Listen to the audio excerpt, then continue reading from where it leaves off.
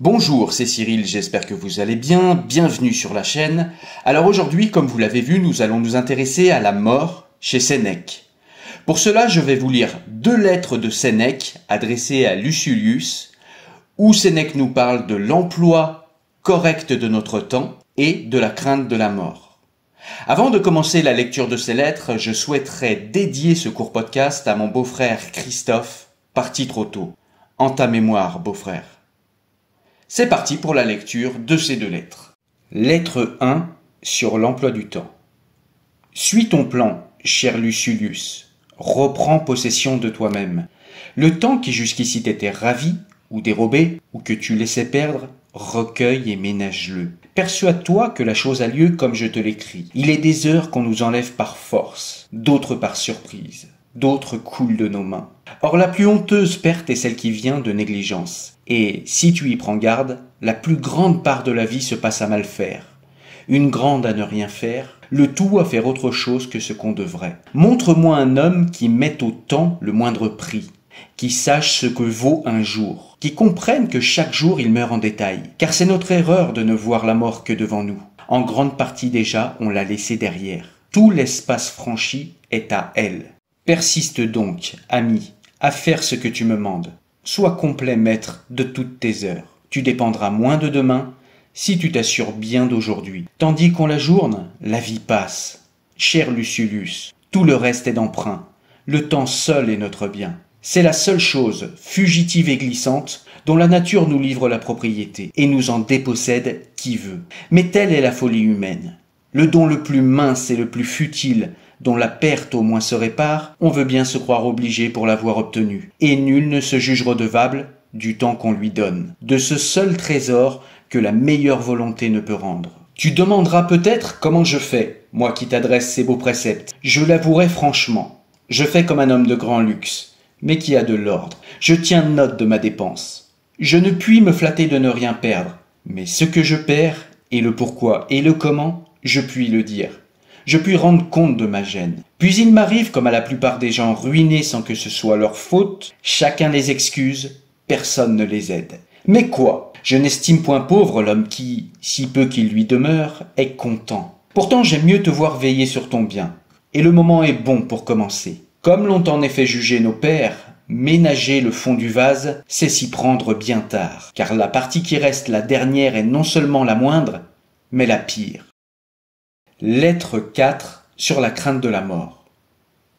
Persévère dans ta voie et hâte-toi de toutes tes forces pour jouir plus longtemps de l'heureuse réforme d'une âme rendue à la paix. C'est jouir déjà sans doute que de travailler à cette réforme et à cette paix. Mais bien autre est la volupté qu'on éprouve à contempler son âme pure de toute tâche et resplendissante. Il te souvient, n'est-ce pas, quelle joie tu ressentis lorsqu'ayant quitté la prétexte, tu pris la toge virile et fut mené en pompe au forum. Attends-toi à mieux pour le jour où, dépouillant toute marque de l'enfance morale, tu seras inscrit par la philosophie au rang des hommes. Nous ne sommes plus jeunes, mais, chose plus triste, nos âmes le sont toujours. Et, ce qui est pire, sous l'air imposant du vieillage, nous gardons les défauts de la jeunesse, et non de la jeunesse seulement, mais de l'enfance même. La première s'effraie de peu, la seconde de ce qui n'est pas, nous, de l'un et de l'autre. Fais seulement un pas, et tu reconnaîtras qu'il est des choses d'autant moins à craindre qu'elles effraient davantage. Il n'est jamais grand le mal qui termine tous les autres. La mort vient à toi, il faudrait la craindre, si elle pouvait séjourner en toi, nécessairement, ou elle n'arrive point, ou c'est un éclair qui passe. Il est difficile, dis-tu, d'amener notre âme au mépris de la vie. Vois quel frivole motif inspire quelquefois ce mépris. Un amant court se pendre à la porte de sa maîtresse. Un serviteur se précipite d'un toit pour ne plus ouïr les reproches emportés d'un maître. Un esclave fugitif, de peur d'être ramené, se plonge un glaive dans le sein. Douteras-tu que le vrai courage ne fasse ce que fait l'excès de la peur? Nul ne saurait vivre en sécurité s'il songe trop à vivre longtemps.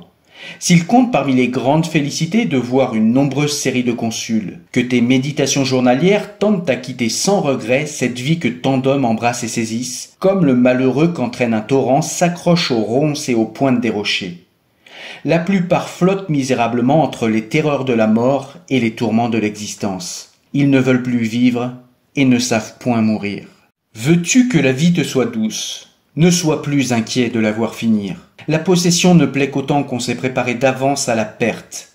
Or, quelle perte plus facile à souffrir que celle qui ne se regrette point. Exhorte donc. Endurcis ton âme contre tous les accidents, possibles même chez les maîtres du monde. L'arrêt de mort de Pompée fut porté par un roi pupille et par un eunuque. Celui de Crassus par l'insolente cruauté d'un Parthe. Caligula commande, et Lépidus présente la tête au glaive du tribun Dexter. Lui-même tendra la sienne à Chéréas. Jamais la fortune n'enlève un homme tellement haut qu'elle ne le menace d'autant de maux qu'elle l'a mis à portée d'enfer. Défie-toi du calme présent. Un instant bouleverse la mer. Le même jour, la même où il se jouait, les vaisseaux s'engloutissent. Entends-moi bien, du jour où tu es né, c'est à la mort que tu marches. Voilà quelle sorte de pensée il faut rouler dans son esprit si l'on veut attendre en paix cette heure dernière dont la frayeur trouble toutes les autres. Mais pour terminer ma lettre, écoute la maxime qui m'a plu aujourd'hui. Encore une fleur dérobée au jardin d'autrui. C'est une grande fortune que la pauvreté réglée sur la loi de la nature. Or cette loi, sais-tu à quoi elle borne nos besoins? À ne point pâtir de la faim, de la soif, du froid. Pour chasser la faim et la soif, il n'est pas nécessaire d'assiéger un seuil orgueilleux, ni d'endurer un écrasant dédain ou une politesse insultante. Il n'est pas nécessaire de s'aventurer sur les mers, ni de suivre les camps. Aisément on se procure ce que la nature réclame. La chose est à notre portée.